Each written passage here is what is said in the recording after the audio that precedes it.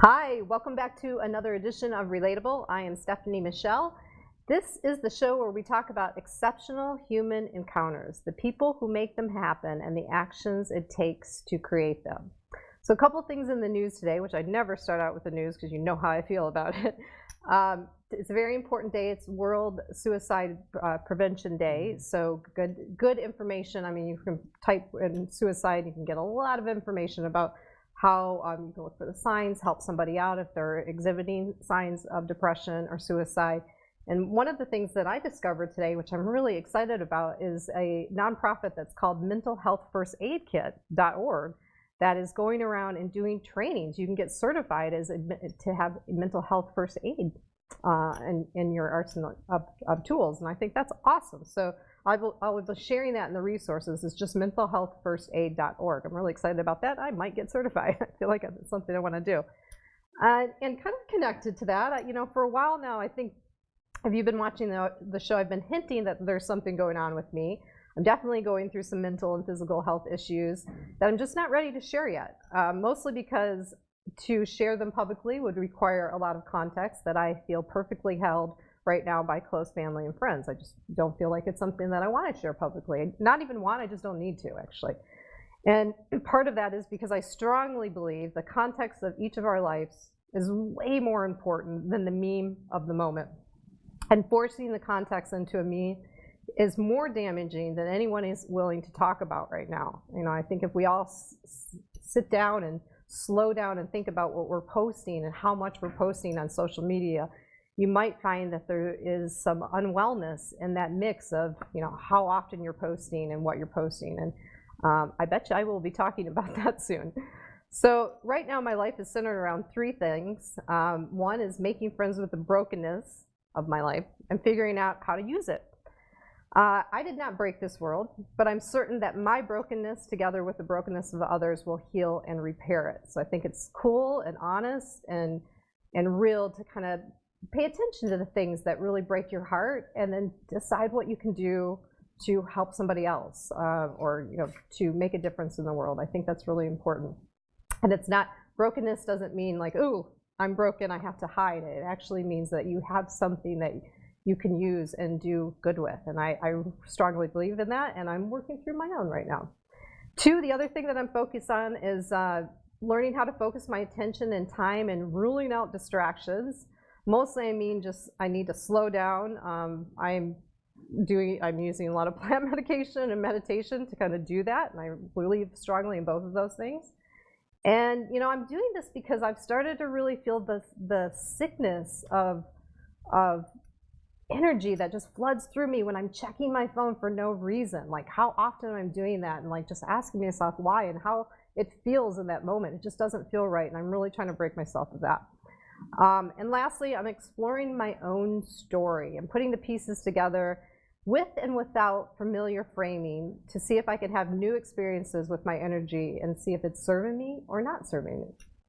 So if you've been on the Relatable journey with me, it's no surprise that to you that I talk about social, economic, and behavioral learning, and this is a huge part of my life. But what you've not heard me say yet, that I'm connecting the dots to where I find the greatest opportunity for vitality in all of this. And the question for chat today, if you're watching on YouTube right now, what types of learning support your vitality? And I know my guest today is tuned into this concept of vitality because I didn't tell her I was going to share this, and we were talking off camera already about it. And I know she also shares my inspiration and passion for encouraging learning. So welcome to the show today. You meet Emily Aiken, a native of Silicon Valley. She has always embraced the can-do attitude of the tech world, believing that with enough energy, smarts, you can change the world. Emily is the co-founder of FutureXO, an interactive free conference where non-tech people can learn about world-changing technologies. That is so huge. Like she's really leaned into making information accessible to people, which I'm super passionate about. Emily got her start in the entertainment industry as a producer for NBC, CBS, and KABC. In 1992, she returned to Silicon Valley to study business and innovation through the groundbreaking Hecht Associates curriculum. 2 years later, Emily founded Edgewise, an advertising and promotional promotions boutique specializing in TV and trade campaigns for entertainment properties such as Friends, Oprah, WB Television Network, Access Hollywood, and Good Morning America. Emily morphed Edgewise into the story studio where she put her branding and smarts to work to help companies understand and share their values in a rapidly changing world. When Emily was asked to mentor select innovative TED Fellows by helping them develop and stage their stories, the seed for FutureXO was planted. That's right. Yay. Hi. Isn't that cool that we were talking about vitality and you didn't even know? No. I was thinking about vitality. Vitality, it is a key, right? Yeah. And so let me ask you. Yeah. How old are you internally in your heart? Oh, that's a good question. You know, that's a deep question, actually, if I answer it the right way. You know, there is an orphan child that I relate to. Okay. That takes up a big part of my life. So I feel very childlike in some areas, and if I balance that out with who I am today and, you know, the things that I do, I'm in my 20s somewhere. Yeah. We're FutureXO is having their first conference. Yeah. Right, September 21st, Saturday. Yes, I'll be there. Downtown Los Angeles. Yes. Stephanie's going to help us facilitate, because once you come and sit in that chair and you experience, you hear what is happening now and what it will look like possibly in the future. We're going to have breakout sessions so people can have facilitators help them work through what they're hearing, because it's pretty mind-blowing stuff. Yeah, definitely. And it's there, and a lot of what's going on is already happening now. Yeah. Right? Yeah. So that's the essence. And when we were talking to one of our speakers, Sarah J. Young, we were talking on a tool called Zoom. Yeah. And I know Zoom. Zoom. It's really great, by the way. Are they a sponsor? No, but they should be. Yeah. I'll send them this clip. Right. We need our sponsors. We love Zoom. If anybody knows the leaders at ZipRecruiter, they should be sponsors. Okay, that's another good one. But anyway, we're talking to Sarah J. Young, who has just created this $100 million fund to invest and support research around longevity. It's called the Longevity Vision Fund. And of course, he looked at my partner and I, Sharon Elliott, and he goes, you just glow. Your biological age is very young. And I said, oh, honey, thank you. You know, that's an interesting way to say it. Your biological age is very young feeling. And I said, well, wait till you hear how old I am. And he did ask at the end of our interview. Anyway, he's a fabulous guy. Yeah. And he wants everybody to have access to whatever therapies that could keep them vital, and take them out of what we call disease of aging and put them into a really healthy lifespan. Yeah, and it's called health span. I mean, it's actually that language will appear more and more. Health span, not lifespan. Yeah, I like it. And so we're right into talking about this conference, which I'm really excited to. Well, I'm sorry. I was going to ask you another question, but I think it's important where we are right now. Because there is something. I'm such a television promotion person, right? Yeah. I did exactly what I've coached people to do. Yeah. So funny. It's fun. It's what we know. But there is something. There's something so special about what you're doing, because we are hearing some of these words, and we're going to talk about them. I'm going to bring them up, like some of the things that you're sharing in the conference. And I think the normal consumer of information, of news, hears this stuff. It's often said in a very scary way, and it's not very relatable, right? And I think what you're doing is, and tell me if I'm misinterpreting this, but you're sharing this information, allowing people to process that information and then connect the dots in terms of how it's related to them, and so they can stay on track with the developments that are most relevant to them. Yes, this is a legacy piece for me. I really am concerned that there are such profound innovations that are already taking place and shaping our lives, and people don't know about them. Yeah. And they don't know how, and they need to be ready to locate themselves in the future of these new innovations. And part of it is just that the media is broken. Part of it is just that if it's not clickbait or a headline that's fear-filled, they can't click through to it. It doesn't draw their attention. Yeah. And I feel bad for the media companies having worked for them. I was just gonna say, how do you feel about that, having a personal experience and working with them when maybe they weren't so broken and where they are today? Like, what's your personal thoughts on? It's sad. It's right. We will have a sea change. I believe it. I think it'll turn back to being able to really drive and build trust with the viewer again. But it's hard. They have to have eyeballs. You know, it's not 3 broadcast networks any longer or 5 major newspapers, right? It is actually 5 owners of all those things. It's a different story. Having just 3 networks, you can have 700 channels to look at or streaming elements to look at, but there's only a few owners of those, and that's one of the problems. So I feel bad. So I really feel compelled to create free conferences with experts and innovators. I am not the expert, and my partner Sharon is not the expert. We are curious, and we are curating with our curiosity people. And we want every person that's getting on with their life and having some concern about what's happening, because you can feel the tension, right? What is happening? We want them to have access to the same experts that, you know, the venture capitalists have. In fact, Sarah J., the gentleman I was telling you about, he is a VC. We want them to have access to, you know, Goldman Sachs has a special speaker series, and people go, or Singularity University, which is fantastic, and the X Prize, all very important, but every person in their lives that are working, that are professional or otherwise, doesn't matter, they're not getting this information. And as you said, if they're getting it, they're getting a soundbite with a clickbait fear heading. So as soon as they see it, it's just like, oh, I don't want to learn any more about that. That sounds so terrible. Like, and it's not the whole story. And 5 years ago, I think it was about 5 years ago, I don't have the timing exactly, but Jennifer Doudna, who had a colleague overseas, they discovered a biological tool that resides within your own body, our own bodies, that they could technically trick it to edit our DNA. Right now, this is gene. Now we're talking about gene editing. So gene editing, it's called CRISPR. And I've heard that term. CRISPR.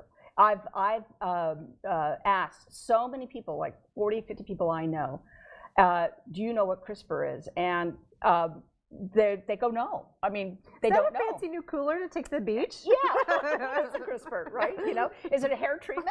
That sounds very true. You know? But really what it is that we now have the ability to edit the DNA of all living things. And we meaning people in the States, scientists in every country, we are doing it.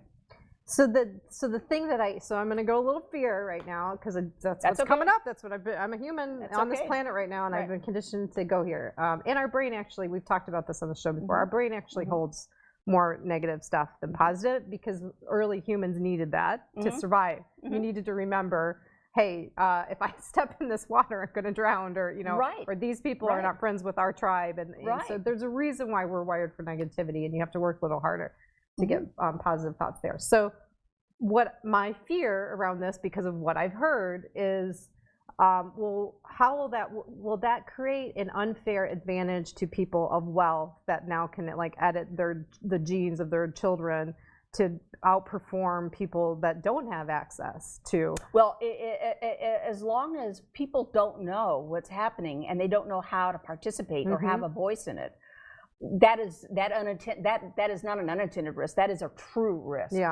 And I'm sure there will be a period of time where there will be some class attached to that, some sort of separation. But we have that. You can download CRISPR gene editing tool off the internet right now. That's the truth. Biohackers at home, people that, like the makers, the biohackers, they're actually doing that. So we now have, in this country, we have 45 people participating in a sickle cell anemia protocol or phase. It's phase 1. And to actually edit out that from their system. So that's called semantic, and that means that we can edit ourselves. So maybe a more positive way to, like, so if that's a real fear, and justly so, maybe a more positive way to look at it is like, well, how can we get more people involved so it becomes something that's part of our healthcare that if you're preconditioned to have a certain illness, that's something that's offered through healthcare. Correct. Yeah. And it is. In fact, we have the Chief Digital Officer of Anthem talking at this conference about AI and about AI has this talent for diagnostics now. So you can nip things in the bud really early on. And with this tool, the cost of it's going to go down, down, down so fast, really fast. And there's a lot of movement to, fear will create obstruction. Fear will, and it should be. I mean, I have no opinion about that. Yeah. I am not a politician, and I am certainly not a scientist. What I am is like, holy smokes. In another period of time in our culture, in our world, this innovation would have been would have been headline news as big as the moment the first man stepped on the moon. Yeah. That's how large this is. Yeah. And we know the Gates Foundation, and again, I'm going to give you some sort of a top view. If you want more information, you have to Google it and look for it. You have to come to the conference. Right. But the Gates Foundation, I know that they're exploring taking mosquitoes and creating a female population of mosquitoes without malaria to then go back into a population and see if they can eliminate malaria from mosquitoes. That's so exciting. And you're right. All I'm thinking about right now is like, do I really need to know that Christy Teigen and Trump are in a Twitter war, or do I want to know about this stuff? Well, this is the thing. Yeah. And we don't know the unintended consequences of that. Yeah.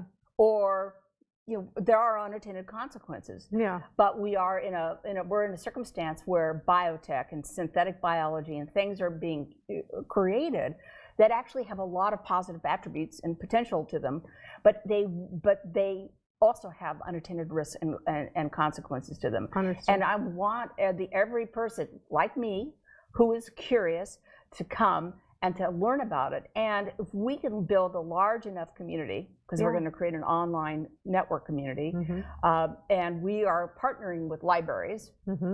We love the Los Angeles Public Library. And ours, by the way, our downtown Los Angeles library is one of the most beautiful libraries I've ever seen. It's unbelievable. It's like, it's worth coming just to see the library. It really is. They have docent tours. Yeah, it's beautiful. It's stunning. And the people there that we've worked with are just amazing. They're delightful. And they do have, the city has a Department of Aging as well, and a program called Purposeful Living. So what this conference is focusing on longevity is talking about really is the fact that we will most likely live to 120 in a short period of time. That will be possible with a health span, a quality of life. And my nieces, grandnieces, and nephews, they'll have the potential probably of living to 150. If the planet's still here. If the planet's still here. Yeah. And there's all those other innovations that after this conference we're going to talk about those. Yeah, environment is the next one. Yeah. What we picked the things that were health related because of all there's fundamental innovations that are happening, and the words are like blockchain, right? Artificial intelligence, deep learning. All those things are sitting underneath as the fundamental things that are changing everything. And it's going to change first in health and healthcare.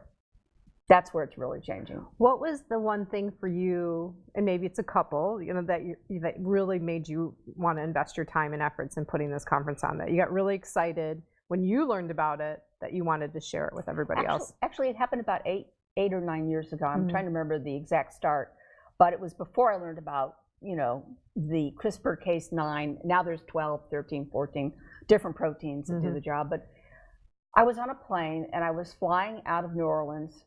I had just been at a conference for 4 days and I had been invited to mentor TED Fellows. I've been recommended to mentor the TED Fellow program. I don't know if everybody here knows what TED is. You see the big red letters, TED, and they have TED Talks, okay?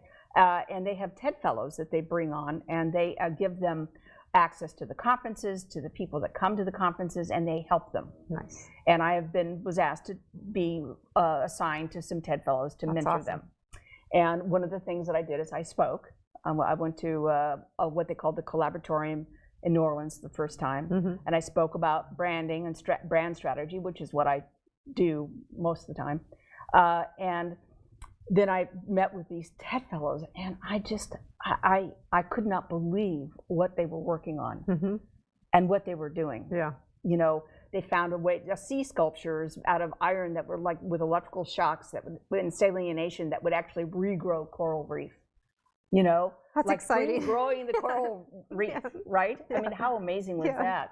A woman, was making vests out of kombucha tea, and is now completely committed to making clothing out of sustainable materials, natural. Yeah. Right. By the way, you don't want the rain raining when you have that vest on.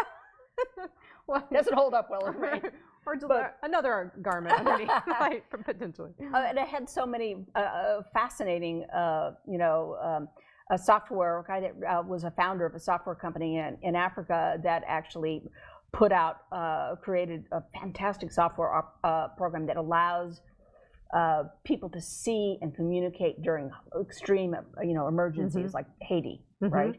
And you could see exactly what was going on in the circumstance, and you could actually intervene and take action in real time. It was at the time, it was really amazing. Wow, yeah. There was a lot of things, but that gives you kind of the feeling of it, right? So just being in a room and hearing all these innovative leaders doing their thing, seeing their excitement. Oh my God! And their willingness. There were two people. Well, one was Cesar Hirata, who's in Hong Kong now and has a maker program in Hong Kong.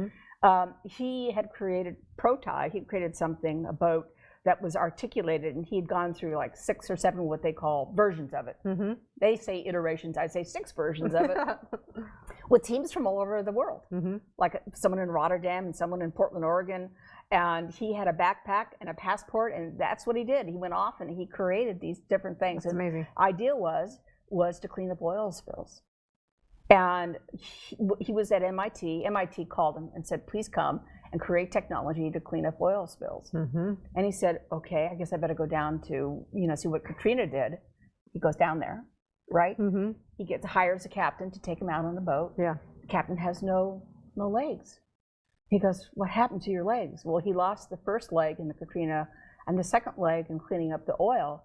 And he rented the boat, and as I recall him telling it, he goes, I realized I was displacing him. I couldn't do that. So he called up MIT and said no.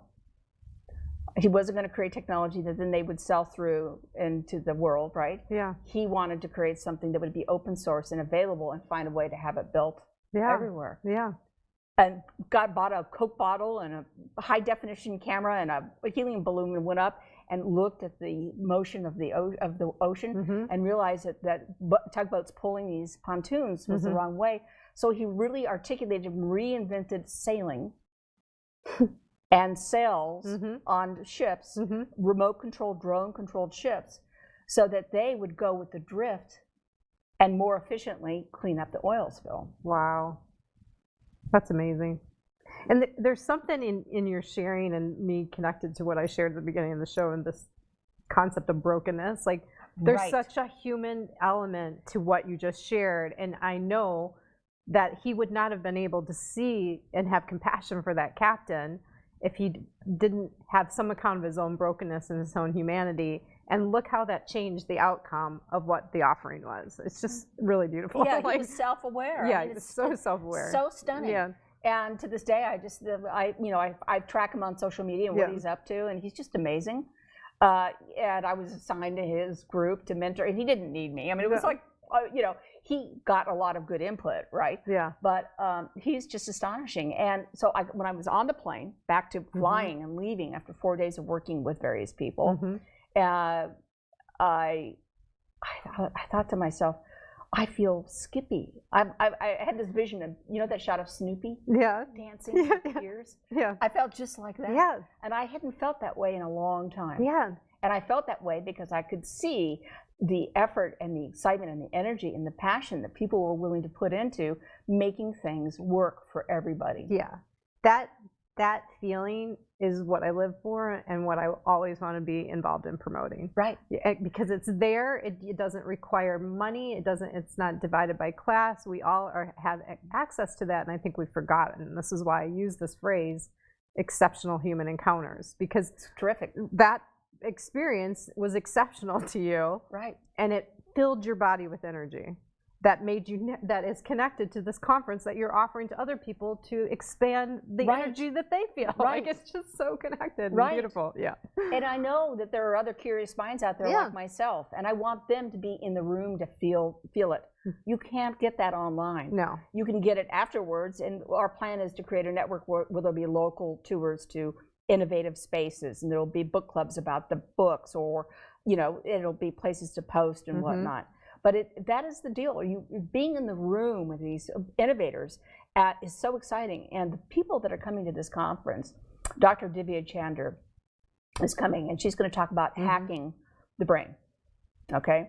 And my least favorite word, by the way, hacking, because it's just overused. I know. But, let's find a hack for that. It's because Jamie's book is called Hacking Darwin. Yeah. He's one of the speakers. Yeah. So we thought we'd carry the meme along. The meme word, right? Yeah. But she has studied consciousness. She's a neuroscientist and she is a anesthesiologist, and so she's been studying people's consciousness with their permission, of course.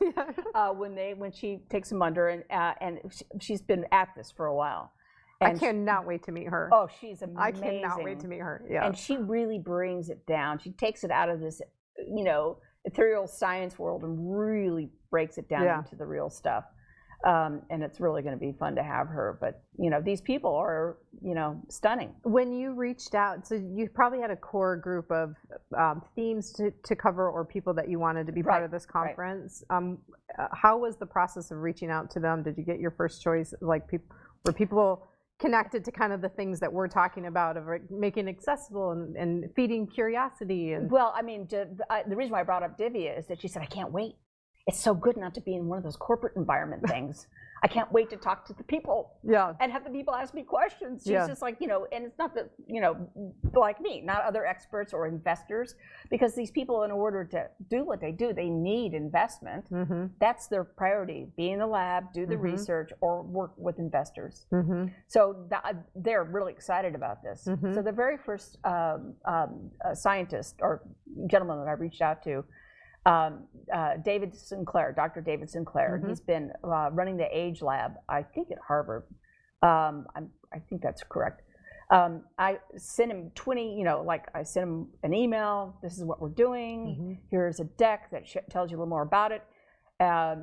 Didn't say you can go look at the website. We really would love to have you. And in 25 minutes, he got back to me. Boom. Oh my God, I can't believe what you're doing. This is so incredible. What you and Sharon are doing. And I know that he actually did go to the website. He goes, I went to your website, I looked at your deck, I looked at my calendar, and I can't do it, but I want to do it next year. And here are the people you should talk to. I mean, it was that way, right?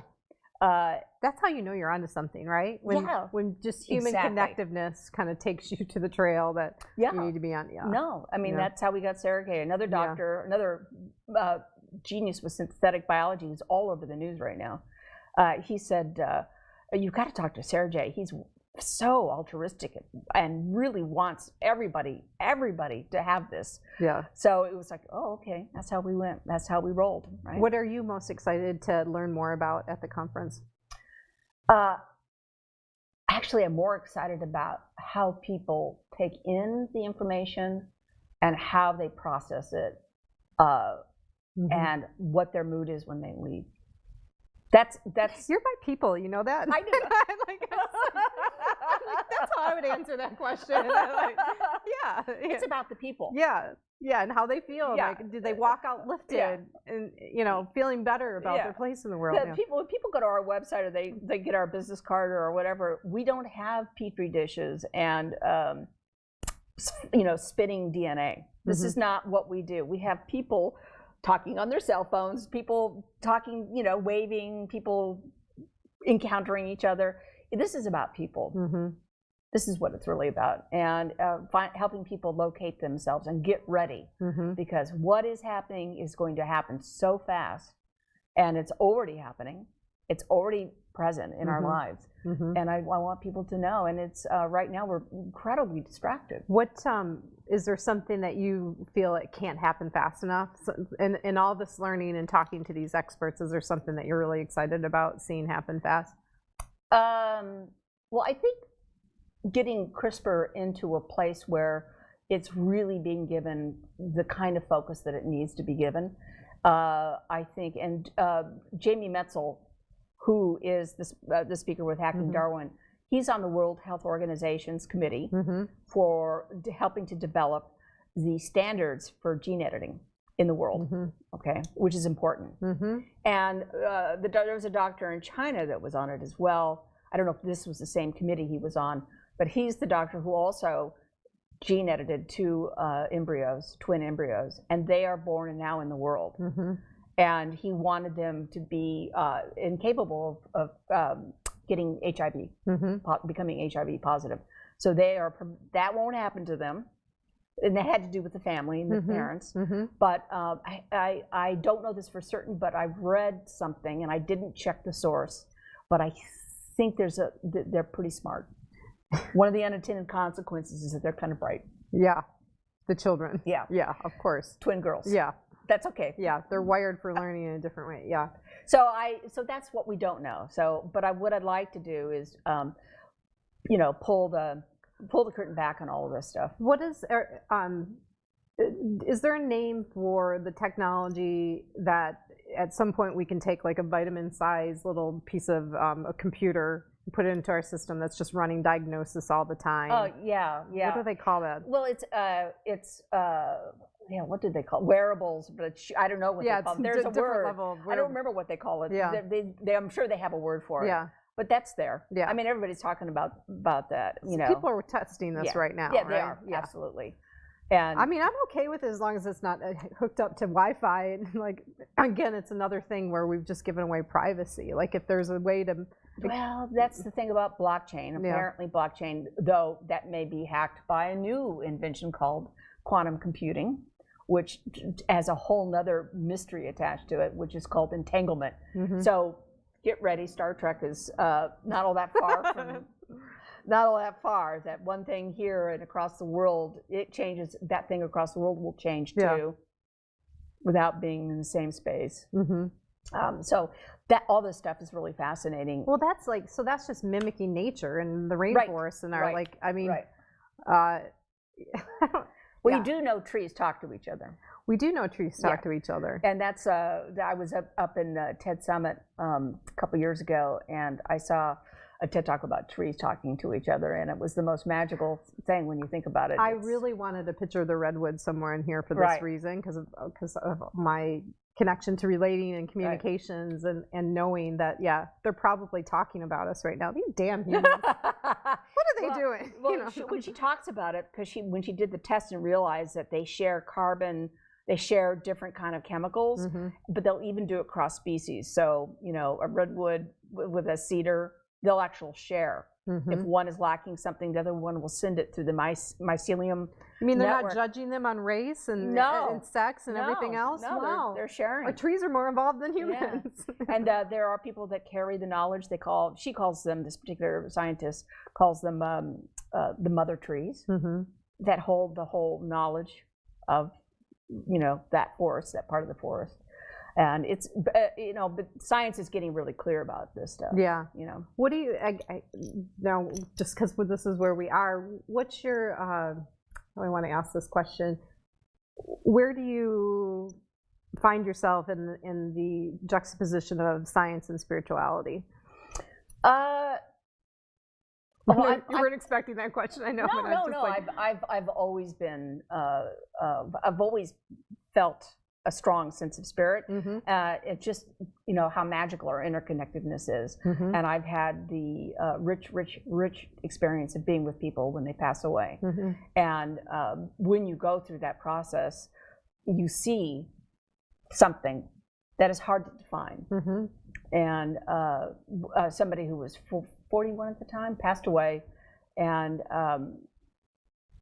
you understand that the life force or spirit held his skin and his face and his jaw and his whole body in a way that was him. And when he was gone, all of that spirit and energy and historical context left his body, of course. And the being, he looked like him, kind of, like not really. And you could say, oh, it's muscle tone or it's this or that, but you know it's something different. Yeah. It's really something different that you can really feel that the spirit actually pushes into the skin and into the body. So in that way, I really feel very strongly about it. Yeah. You know, I do too, and this is another, again, I'm just gonna be a human here and admit fear. I love science. I'm reading so many books right now about the brain and how the brain works, and like retraining my brain to do things that I wanted to do at this point.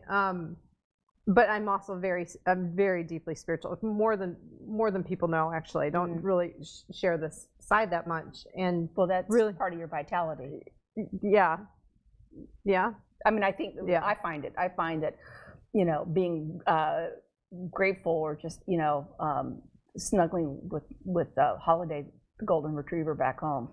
Yeah, that's a spiritual moment for me. Right? Yeah, I feel that. Yeah, I'm like imagining my little dog. Yeah, when I hug my dog, I feel that's a very spiritual moment. Like we're so connected.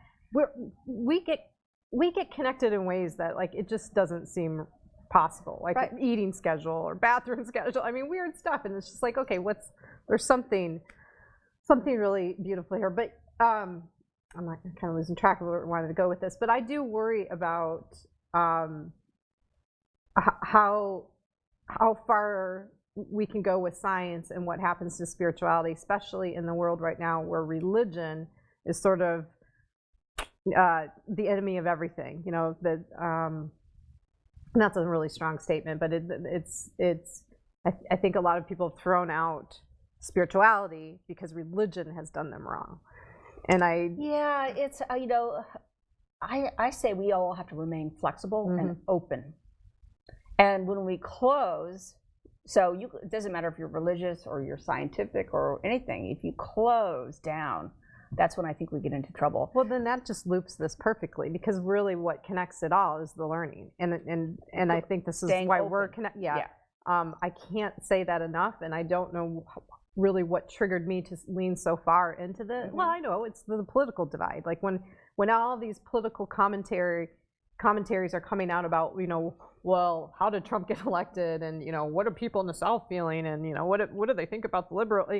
When they talk about all these divides, political divides, race divides, gender divides, geographic divides, in my head I was like, that's not it. That's not what it is. And it's learning, I think. I think when we invite more people into a space of learning instead of talking down to them, or, you know, I know this, you don't know that.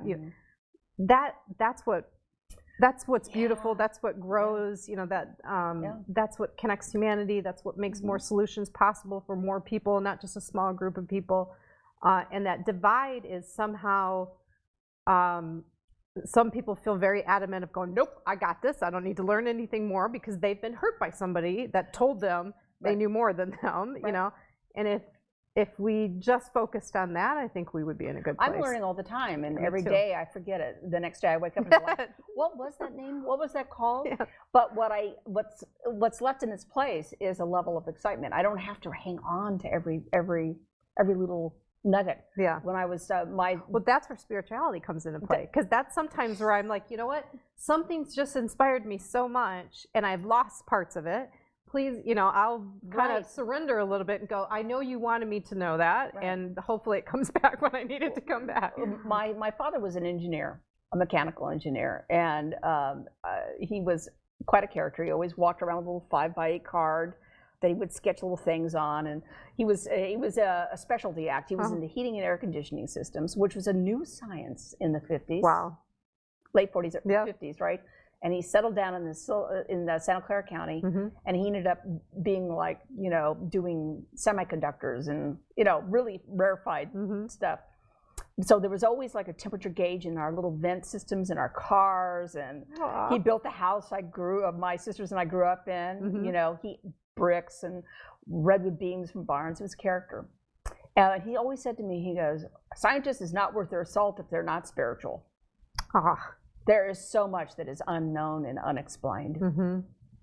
I love, and he said that. Your dad would love the series, and we've talked about it 2 shows ago, and I hope you've watched it, One Strange Rock. It's a series on Netflix. Will Smith narrates it, and what you're going to love this part. So he's interviewing 12 different astronauts that have all experienced the overview effect, where these deeply scientific people that may or may not have leaned too spiritual, once they see the planet as this living, breathing, connected, being, they have this profound, spiritual experience called the overview effect of like how it's all connected and like, so he's interviewing them. There's a great piece on the rainforest. That's a neat show. Yeah, it's so well done. There's I think there's maybe 6 in the series. One of them covers the importance of the rainforest, the Amazon rainforest, which I think we all could really benefit from paying attention to right now. It's really well done. Really well done. You'll enjoy it. You'll have to tell me when you watch it. All right. Yeah. At home, Linda, remember that. Yeah. Okay. Yeah. We'll watch that. I'll sit. You know what?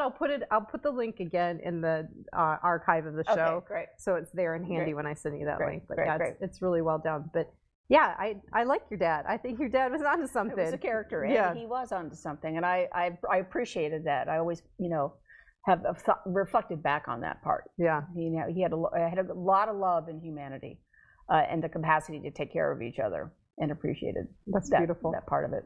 Well, so is there anything else? I'm gonna ask you some key questions that every guest on the show gets to answer. But is there anything else that you really want to share about the conference that you think it's important for people to know and know that they're welcome no matter who you are? Like, this is key. This is transgenerational, transcultural. This is bring your curious mind. That's what we want, is the curious mind there. And just know that you get to ask questions and you get to interact with each other and explore how you're feeling about what you're hearing. And our goal is to create a community that some of these scientists, we want them to reach into our community again next year or the year after that and say, what do you guys think of this? How are you feeling about that? If you want to, you can participate. It's really about creating a space of we want people to be a part of shaping their own future, right?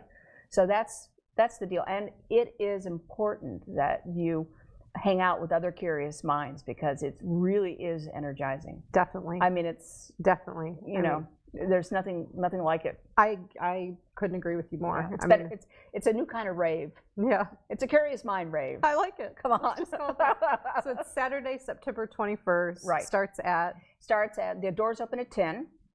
Because it's free and it's first come first seating. And can you register online? Yeah, you must register. Okay. Go to FutureXO.org, and that's FutureXO.org. Kiss and hug your future if you can. I like it. And you can register. There's a link that goes to Eventbrite, and you can register. And it's in LA. The first one's in LA. Do you plan to move it around? Well, this is our first proof of concept, and we're videotaping it, and we're going after lots of corporate money that we can. And better place to put your money, corporations. Right, and grants. And not on new products, on this. Right, on new products we don't need. On people knowing what you're up to and what you want them to be a part of. Our goal is ultimately to partner with libraries everywhere. Perfect. We want to scale this thing as far and wide as we can. And in the meantime, if you're not in Southern California, people will be able to access the video. We'll be doing getting approval from our speakers. Got it. And then we're going to host the video. We'll have a password protected live stream for members on our network, but our network most likely won't be ready in time until the morning of the conference. Got it. So we'll have to find some way to put out an alert on social media, follow FutureXO on social media, and we can give you the link to sign up probably the day of the conference if you want to see the live stream. But it won't be available for playback due to our commitments to the speakers. Understood. They want to see. So you're streaming it live like this show? Yeah.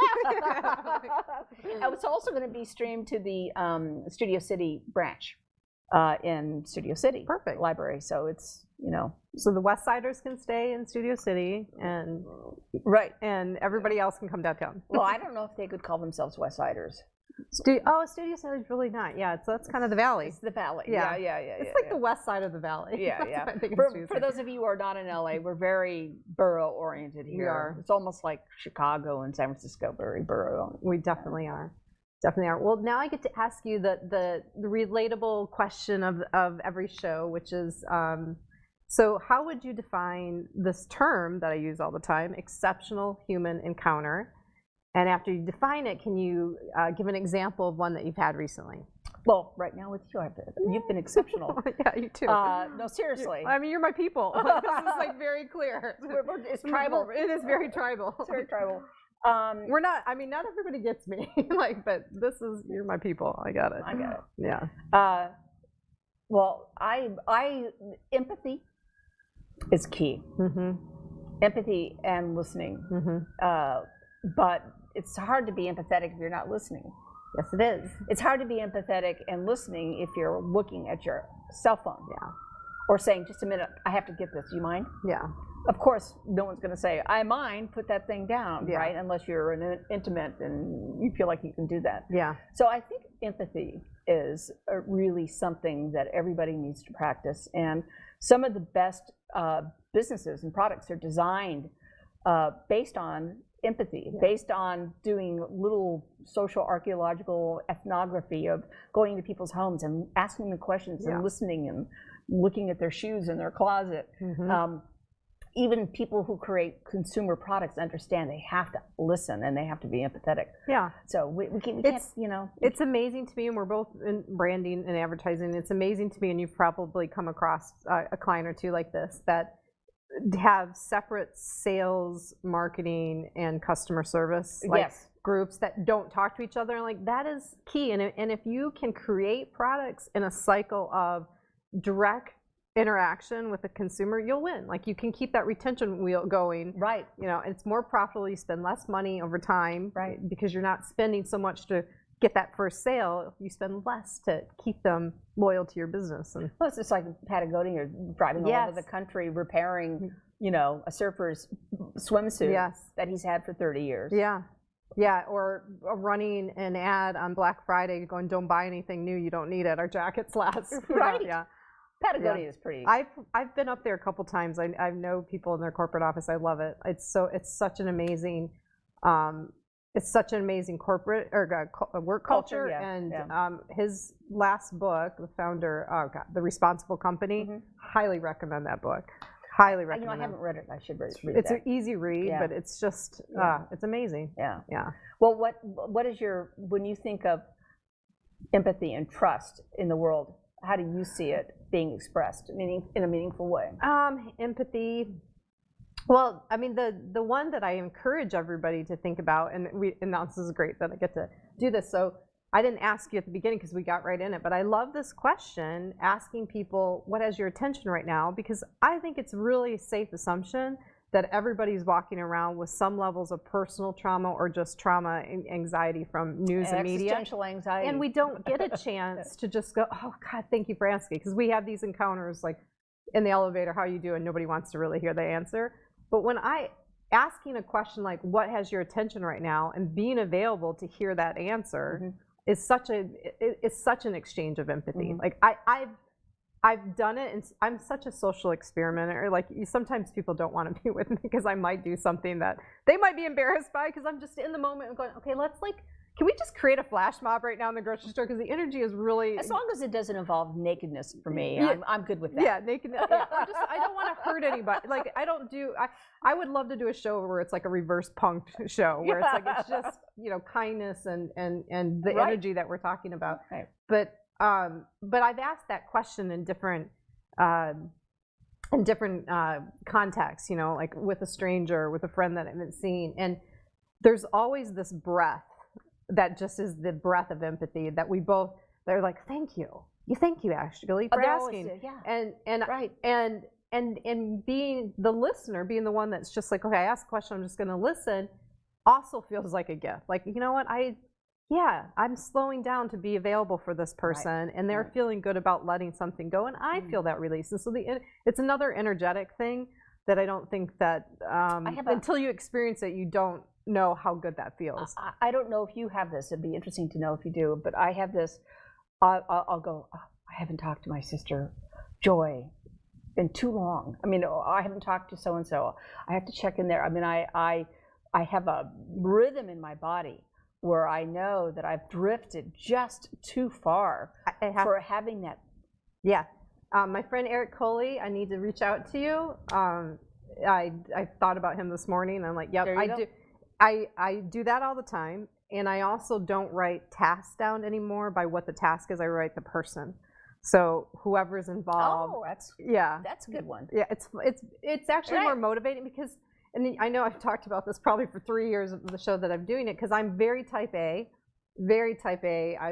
I'm a Midwestern raised woman that was raised to put the high value on being a hard worker, not smart working, not healthy working, hard worker. Well, I know. So I've had to untrain myself a little bit around that, and I had a very unhealthy relationship with the to-do list and the pressure of like not getting everything done in the day.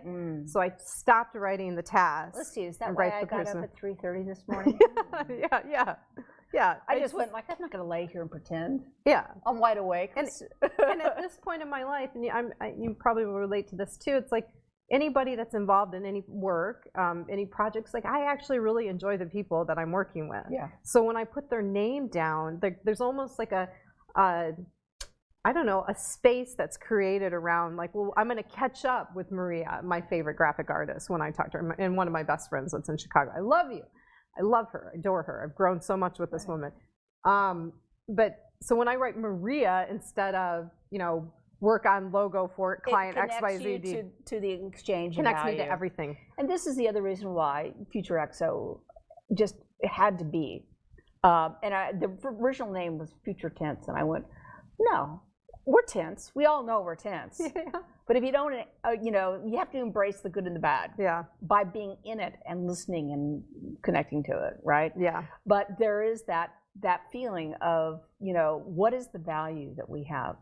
The disaggregation, of all systems, the change of all systems, from how we're governed by governments, how healthcare happens, how we're educated, how we're giving birth to our, reproducing, creating families. How many people I talked to that have gone through Ancestry.com? One of my best friends and her husband, they got married in their 50s, and they just found out that he's a grandfather. Okay. And they're so excited because neither one of them knew they had any children. And they now have grandchildren. Wow. Right. Yeah. So that's what DNA, the mapping of DNA, has done. And it's changing the paradigm of what we think of as family. Yeah. Right? But it's the people, you're connecting to, Maria, you see that value. So we're like little planets spinning, little Emily's, little Stephanie's spinning, and we spin together and we go, ooh, tribal. We have values, shared values. And then we spin over here, and Tim on camera back there. Ooh, he might be somebody that could do a recording for me someday. That's how it's working now. Yeah. And so I love your idea of relating it to the person. It's perfect. Yeah. It's way much. Yeah. I'm doing it. I'm practicing that. All right. You got to tell me how that changes your life. Hey, that could be, so we get to do one more thing together. Okay. We are almost out of time. So I always issue a social challenge of the week. Okay. And it's just my way of saying, hey, everybody's invited into this learning. There's no, set outcome. It's just you experiencing yourself as a learner and being curious. So sometimes they're self-explorative, and sometimes I say, hey, do this one with a buddy or reach out to somebody. So I wrote down a learning exercise of like, maybe it's at home, do a do-it-yourself project, a new recipe, or what's another home project? What's another home project that we could do? What did I write down? There's a lot of home projects. All right. Some of them we don't. Oh, plants. Plant something. So I was talking about home learning challenge, but I'm wondering if the social challenge should be the task list of like seeing if it makes a difference. If you're a to-do list, if you write to-do lists, would it make a difference to you in terms of how you feel and what kind of energy you have left at the end of the day if you connected it to the person and not the task? I think it's great. You want to do that one? Yeah, I think that's the task, and I'm right away. I've got Zubaida Bai is on my list. That's a person? It's a person. That's a very cool name. She is phenomenal. I love that. Look up Zubaida Bai, Zubadai, new word, Bai. She's one of the most amazing human beings, and when I first met her, since the first time I met her, she has 3 boys now. She had, I think, 2 of them when I first met her, and has flown 700,000 plus miles and filled up 3 passports. based on her belief in taking care of women's health. Wow. Mm-hmm. Oh, I probably should be talking to her. But that's not call Zubaida. Yeah. Not, get some information out to Zubaida. Just her name. Just her name. Because you know what to do. Or right. Z. I'm gonna I will have you write out her name at the end of the show so we can put that in the archive. Okay. So people can learn about her. All right. So then that's the official social challenge of the week. It's like if you are a to-do list person, and even if you're not, maybe you should try this too. So because if you're not writing a to-do list, you still are accounting for the things that you have to get done somehow. Right. If you're working and still in a working relationship. So the challenge is instead of writing out tasks of any kind, you're going to write a person's name. Just the person's name, and see how that works for you. Do it for a week, do it for 7 days, see how that works for you. If you take the challenge, let us know. You can find Emily, her Instagram handle has been on the screen, and then I'll share Twitter and where else. Do you have a favorite social network? Which one do you like to participate in? We're on all of them. I personally do Facebook and Instagram. You do Facebook and Instagram. Those are mine. Okay. But we're on all of them. Yeah. I think it's important to kind of narrow in on one. Like you can't be everywhere. But so I like Instagram the best. Yeah, I love it because it's visual. Yeah, me too. Me too. All right. So that's the social challenge of the week. It's people, not tasks, to-do lists. I really want to hear from people if they do this one. Like sometimes I'm like, I think it's private and I don't necessarily need to know. I think it's something that it's just there for you to do. But this one I'd really like to hear from people and see if and you'll let me know too. Yeah. Okay. Yeah. Good. Yeah, I definitely will. So that's it, my friend. Well, thank you so much. It was lovely. I told you it goes by fast. It does. Well, that is the end of, what is this, episode 125. I will be sharing all the links so you can learn more about FutureXO. I'm going to be there. It's on a Saturday, so hopefully people are not working. You got plenty of time to plan. Please come out. Be curious with us, right? Really, that's the invitation is just to be curious and learn about information that you probably have had some, you've heard a little bit about it, but your connection to it at this point is very fear-based because if you heard about it through the media, that's just what, that's just the time that we live in at this point. So come out, get real facts from experts, and explore your own curiosity, September 21st. And as always, I just want to encourage everybody to think about what are you doing to make an exceptional human encounter happen today. Bye. Bye-bye.